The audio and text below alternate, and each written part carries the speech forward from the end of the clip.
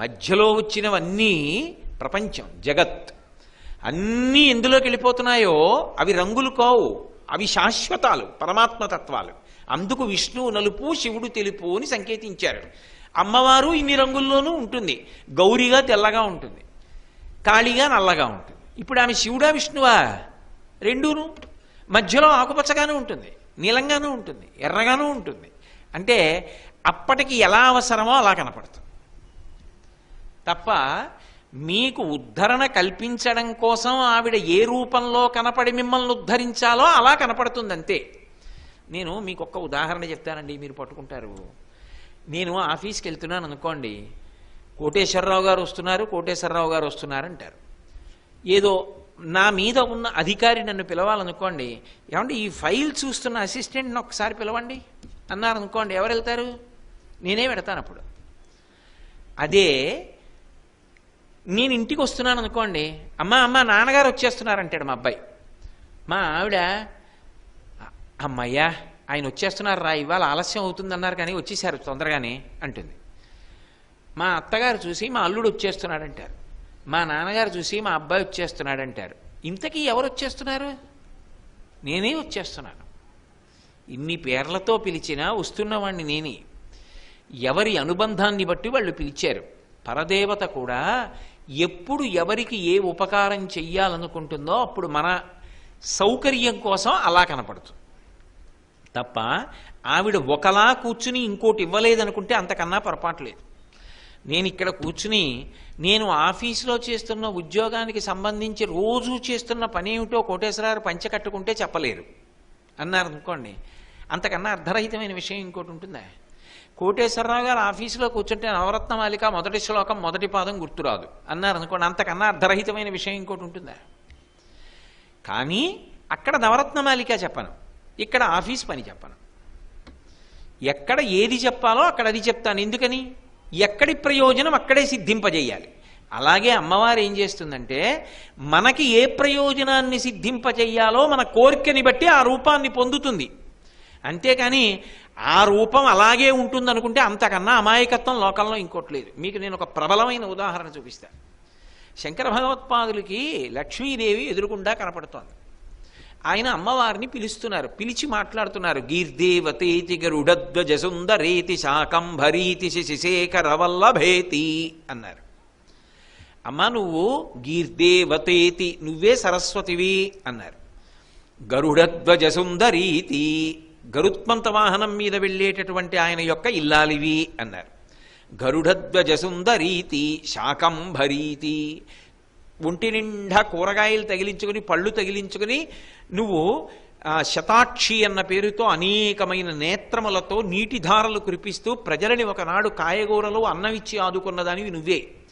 శాకంభరీతి శశిశేఖర వల్లభేతి, పరమశివుని యొక్క ఇల్లాలివి నువ్వే. ఈ మాట శంకరాచార్యులు వారంటే అవ్వా అవ్వా అవ్వా అవ్వా, నేను సరస్వతినా, నేను లక్ష్మినా, నేను పార్వతినా? పార్వతి అంటే పరమశివుడి ఇల్లాలు, శశిశేఖర వల్లభేతి నాకెలా అన్వయం? శంకర తప్పిలా మాట్లాడకూడదు అని వెళ్ళిపోవాలి లక్ష్మీదేవి. ఆవిడేం చేసింది? ద్రవిణాంబుధార, కనకధార కురిపించింది. అంటే మనకేమని అర్థం అవ్వాలి దాన్ని బట్టి అయినా కనీసం? తత్వమునందు మార్పు ఉండదు. ఎప్పుడు నువ్వు పిలిచి నీ కోరిక ఏమిటో దాన్ని బట్టి ఆవిడ అలా కనపడుతూ ఉంటుంది. నీకు కలెక్టర్ గారే కలెక్టర్, డిస్ట్రిక్ట్ మ్యాజిస్ట్రేట్, రెండు పదవులు ఆయనే చేస్తారు. ఒకనాడు మ్యాజిస్ట్రేట్గా వెళ్ళి కూర్చుంటారు కుర్చీలో, అప్పుడు ఆయన డిస్ట్రిక్ట్ మ్యాజిస్ట్రేట్. ఆయన ఫైర్ అని చెప్పి కాల్పులకి ఉత్తర్వులు ఇవ్వచ్చు. ఆయన్ని ఓ ఆఫీసులోకి వెళ్ళి అక్కడ సరిగ్గా ఏదో జరగట్లేదు, వ్యవహారంలో తేడా ఉందనుకుంటే కొన్ని ఫైల్స్ తీసుకుని సీల్ వేసి ఆయన తీసుకెళ్ళిపోవచ్చు. ఎందుకంటే ఆయనకి మెజిస్టీరియల్ పవర్స్ ఉన్నాయి, న్యాయమూర్తిగా అధికారాలు ఉన్నాయి ఆయనకి. ఆయన్ని కలెక్టర్. మనం పెట్టుకున్న పదవుల్లోనే రెండు అధికారాలు ఉన్నాయి. పరతత్వానికి ఎందుకు ఉండవు? ఆవిడే తెల్ల చీర కట్టుకుని వచ్చిందనుకోండి, శారద చదివిస్తుంది. ఆవిడే ఎర్ర చీర కట్టుకొచ్చిందనుకోండి, శక్తినిస్తుంది. ఆవిడే పచ్చ చీర కట్టుకొచ్చిందనుకోండి, డబ్బిస్తుంది. ఆవిడే గళ్ళ చీర కట్టుకొస్తే చదువు ఇవ్వచ్చు. అంతేకాని చీరని బట్టి ఇవ్వడం కాదు. ఆవిడ తత్వం నీకేం కావాలో చూసిస్తుంది. వాంఛితార్థ ప్రదాయిని, ఇవి వీడికిస్తే వీడు వృద్ధిలోకి వస్తాడు, ఇవ్వాలని ఇస్తుంది. నువ్వు అడిగినా అది నిన్ను పాడి చేసేదైతే ఆవిడ ఇవ్వదు. ఎందుకంటే ఆవిడ తల్లి కనుక. పిల్లవాడు ఆడుకోవడానికి బ్లేడ్ అడిగితే అమ్మిస్తుందా? ఇవ్వదు. తత్వము ఒక్కటే ఉంటుంది. అది ఎవరు ఆ స్థాయికి వెళ్ళిపోతారో వాళ్ళు మాత్రమే ఆ పండిన స్థాయిలో మాట్లాడగలరు. అందుకే శ్రీయన గౌరినాబరగు చెల్వగు చిత్తము పల్లవింప భద్రాయితమూర్తి అయి హరిహరంబగు మూర్తిని దాల్చి అంటారు తిక్కన గారు భారతంలో. శ్రీయన గౌరినాబరగు, లక్ష్మి అంటే గౌరీ. లక్ష్మీ అష్టోత్తరంలో ఏముంది?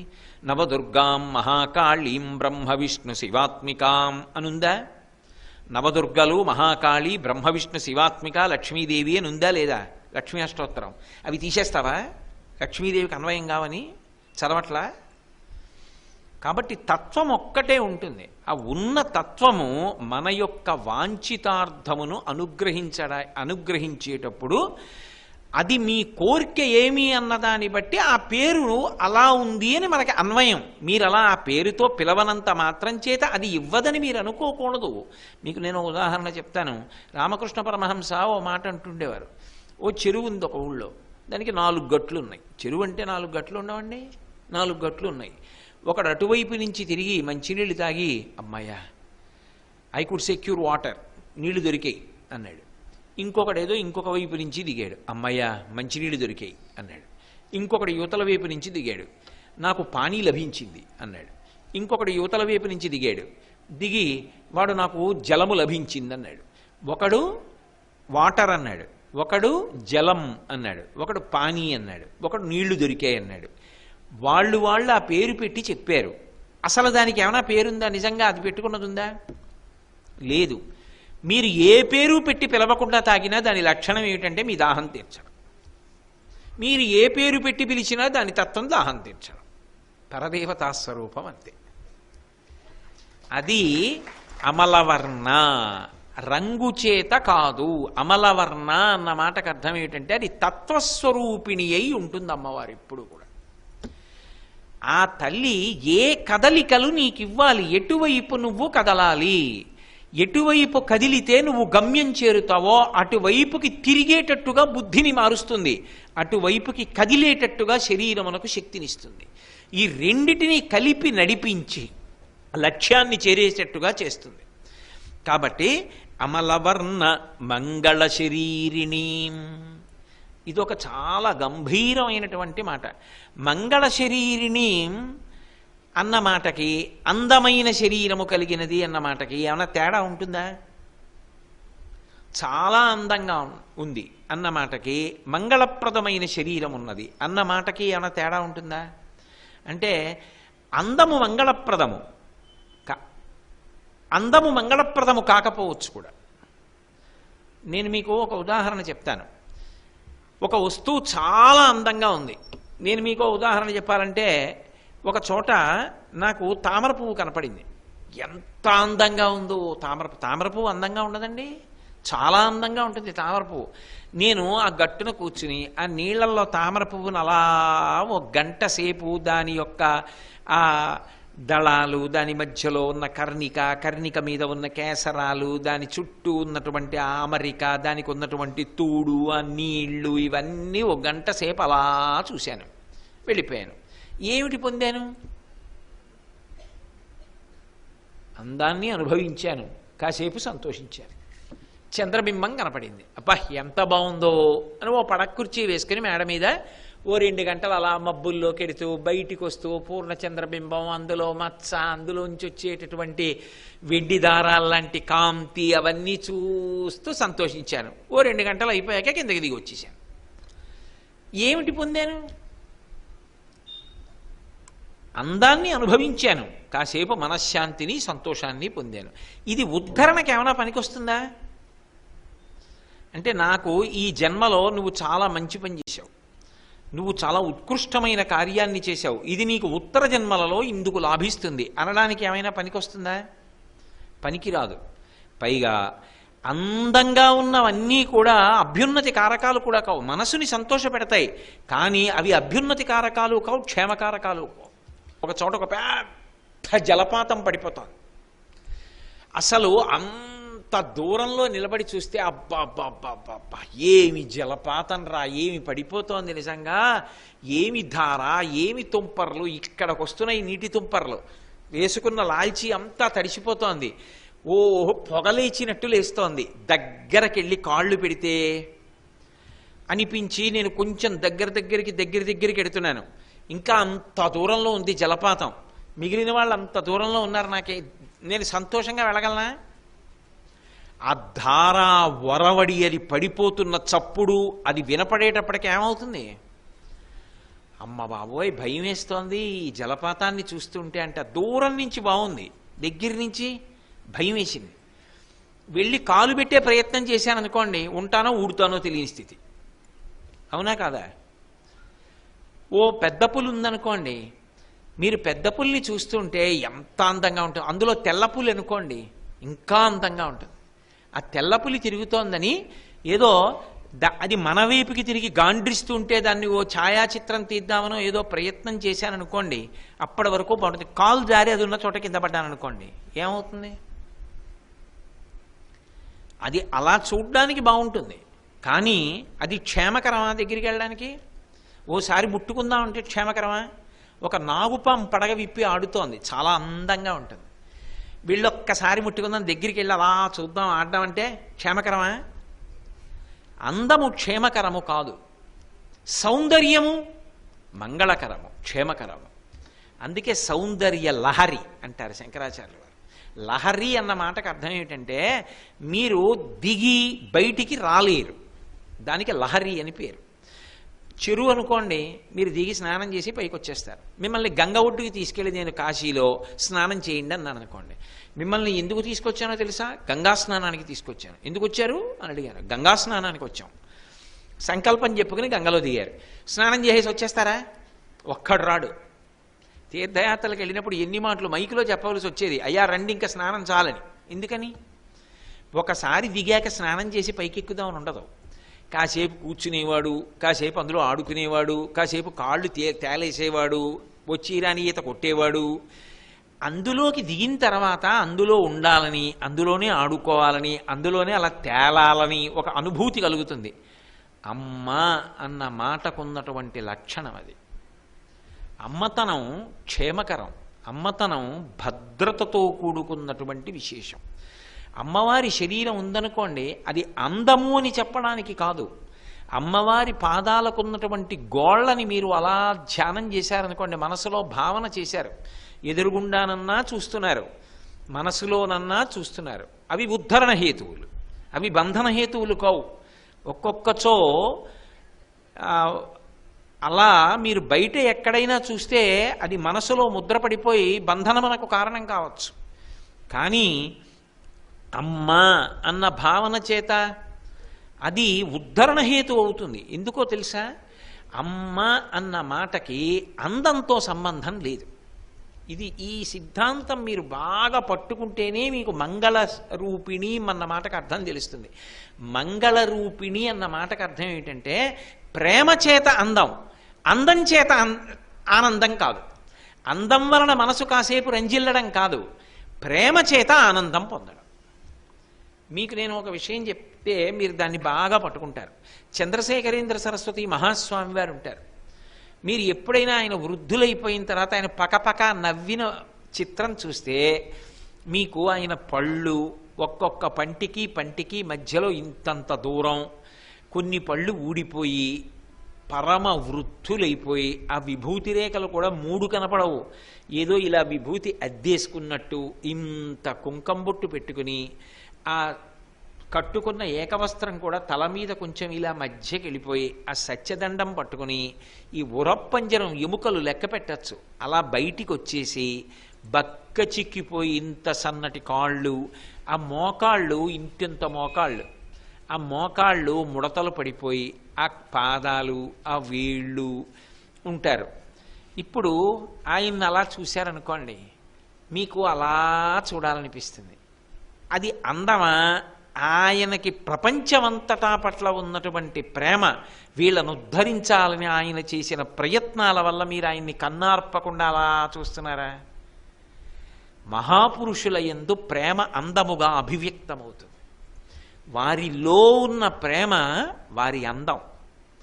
అది కాలగతి యందు నశించేది కాదు. ఆయనకి 70 ఏళ్ళు వచ్చేసాయా, 60 ఏళ్ళు వచ్చేసాయా, ఆ ఆకర్షణ పోదు. ఎందువల్ల పోదో తెలుసా? అది పైగా దినదిన ప్రవర్ధమానమవుతుంది. ఎందువల్ల అంటే ఆయన ఎప్పుడు నేను ఎంతమందిని ఉద్ధరించగలను, నేను ఎంతమందికి ఉపకారం చేయగలనని ఆలోచిస్తూ ఉంటాడు. అలా ఎంతమందికి ఉపకారం చేస్తాడో ఆ భావన ఉంటుందో, ఆ ప్రేమ పైకి అభివ్యక్తమై కార్యరూపాల్ని పొందుతున్ననాడు ఆయన యొక్క శరీరము దీప్తిని పొందుతుంది. ఆ ఫోటోలు ఇంట్లో పెట్టుకుంటారు తప్ప అందము అన్నది మంగళప్రదం అనుకోండి. జ్వరం వస్తే అందం ఏమవుతుంది? ఏమైనట్టు అందం? జ్వరం వచ్చిందనుకోండి, చూస్తే భయం వేసినట్లు అయిపోతారు 4 రోజులు ఆనందం తినకపోతే. వృద్ధాప్యం వచ్చేసింది అనుకోండి, ఏమైందా అందం?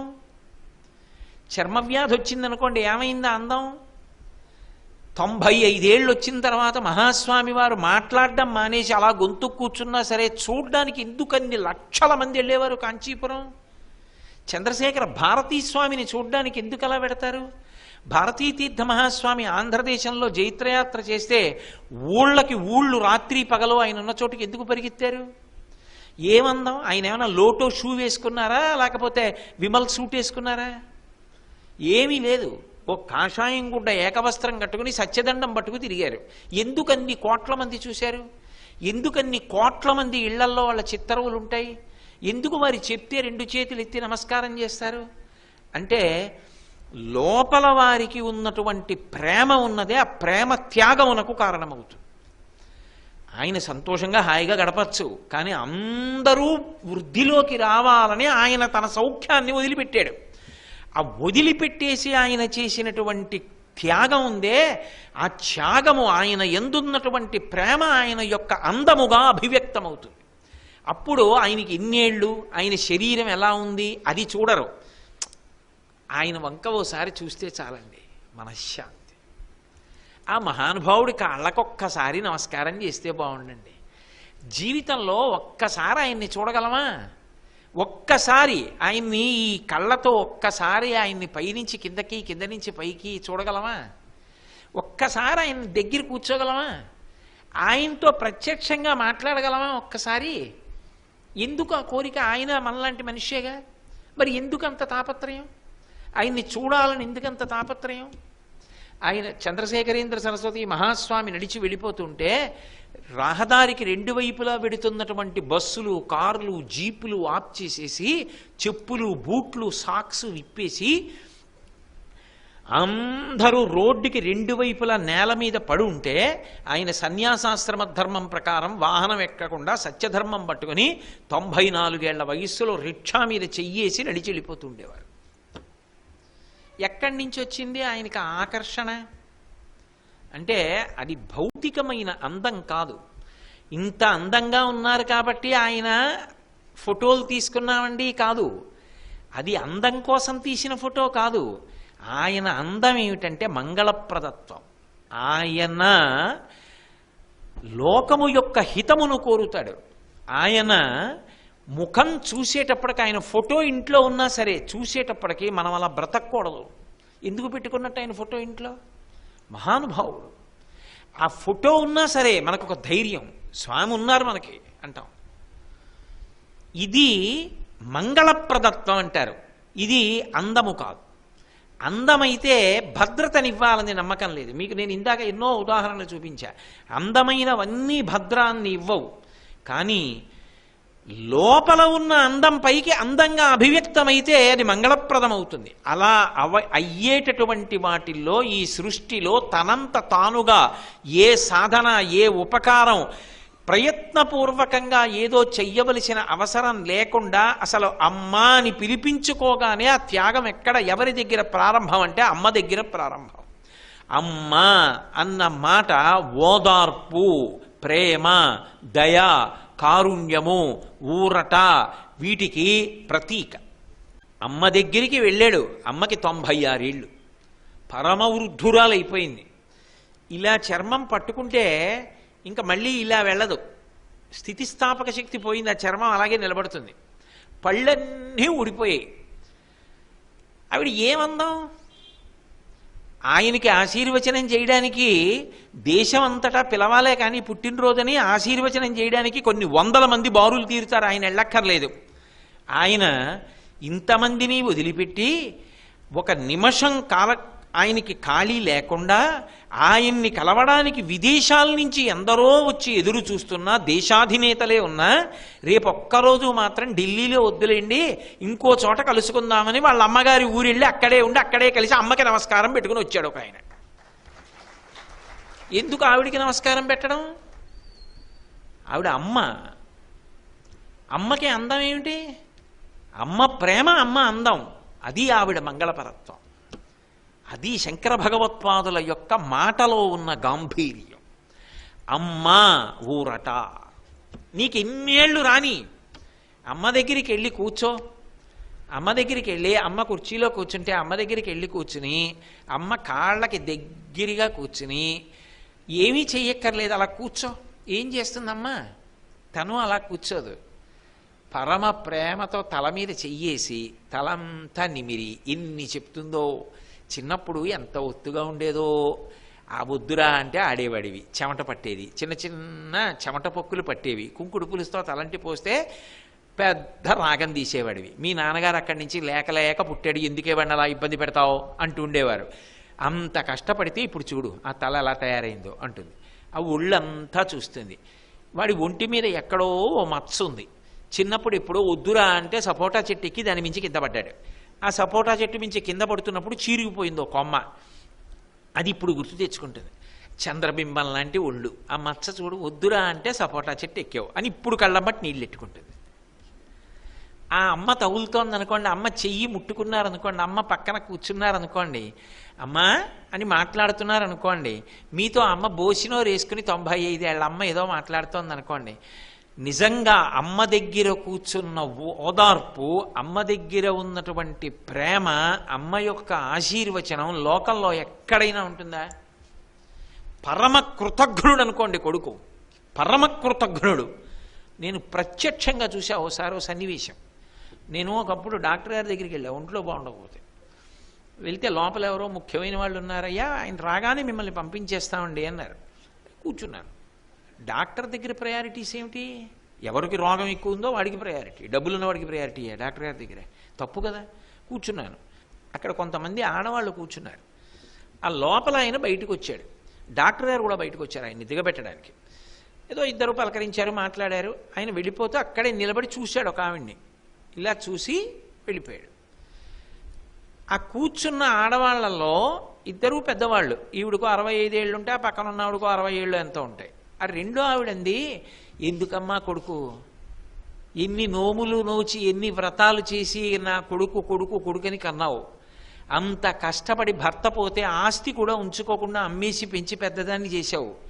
జ్వరం వస్తే తీసుకొచ్చే దిక్కు లేక ఒక్కదానివి ఇంట్లో ఉంటే నేను తీసుకొచ్చా పక్కింటి దాన్ని. కారు వేసుకొచ్చాడు, నిన్ను చూశాడు.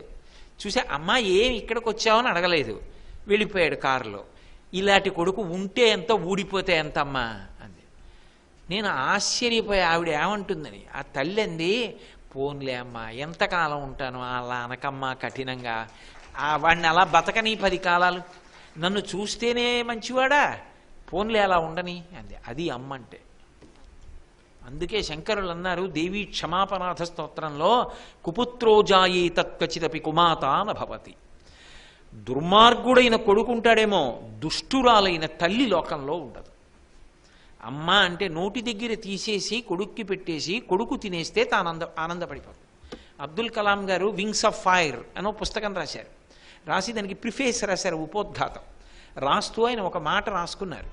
చిన్నతనంలో ఆయన 2వ ప్రపంచ యుద్ధం జరుగుతున్న రోజుల్లో చదువుకుంటూ ఉండేవారు రామేశ్వరంలో, 1942 సమయం. ఆ సమయంలో గోధుమలకి రేషంట, ఎక్కువ గోధుమలు దొరికేవి కావు. వాళ్ళ అమ్మగారు రొట్టెలు వేస్తున్నారు రాత్రి. వేస్తుంటే రొట్టెలు కూర బాగున్నాయని కలాం గారు, అమ్మ ఇంకా ఉన్నాయా ఇంకా ఉన్నాయా అని తినేశారు. ఆ తర్వాత కలాం గారు అడగలేదు, అమ్మ నీకున్నాయా రొట్టెలు అని అడగలేదు. కలాం గారి అన్నయ్య వచ్చాడు, ఏరా నీకు బాధ్యతగా ప్రవర్తించడం చేత కాదా, అమ్మ రొట్టెలేసింది బాగున్నాయి బాగున్నాయి అని తినేశావు, అమ్మ తినడానికి రొట్టెలు లేవు, పోనీ తీసుకొద్దామంటే గోధుమలకి రేషను, బయట ప్రపంచ యుద్ధం జరుగుతోంది, కనీసం అమ్మ తిందో లేదో చూసుకోక్కర్లేదా, అడగకుండా తినేశావే అన్నారు. పసి మనస్సు. ఆవిడన్నారు, వాడు తింటే నా కడుపు నిండిపోయిందిరా అన్నారు. కలాం గారు రాసుకున్నారు, అమ్మా నువ్వు తినకుండా నేను తింటే చాలని ఒరే నాకు లేవురా రొట్టెలని అనకుండా నేను రొట్టెలు బాగున్నాయని పెంచి నన్ను పెద్ద చేశావు. నువ్వు పెంచి పెద్ద చేసిన ఈ శరీరము మేధస్సు దేశానికి ఎంత ఉపయోగపడాలో అంతా ప్రయత్నం చేశాను. అమ్మ there comes a final day of judgement. అంటే ఒక రోజున భగవంతుడు అంతిమమైన తీర్పు చెప్పే రోజు ఉంటుంది. నువ్వు కష్టపడి రొట్టెలు తినకుండా పెట్టి పెంచిన ఈ శరీరం ఒకనాడు నువ్వున్న చోటుకి వస్తుంది. అమ్మ అప్పుడు నీకు పరమ గౌరవంతో మళ్ళీ నీ కాళ్ళకి నమస్కరించే యోగ్యత నిలబడేటట్టుగా బతికేట్టు అనుగ్రహించని రాసుకున్నారు. అందుకు భారత రాష్ట్రపతి అయితే అన్ని కోట్ల మంది సంతోషించారు. అమ్మ అమ్మే, అమ్మ అంటే రాశీభూతమైన ప్రేమ. అమ్మతనంలో ఏమో భార్యగా గయ్యాళి కావచ్చు ఒక్కొక్కసారి, అమ్మగా మాత్రం అమ్మే. అది విచిత్రం. శ్రీ ఉమామహేశ్వర పరబ్రహ్మార్పణమస్తు. స్వస్తి.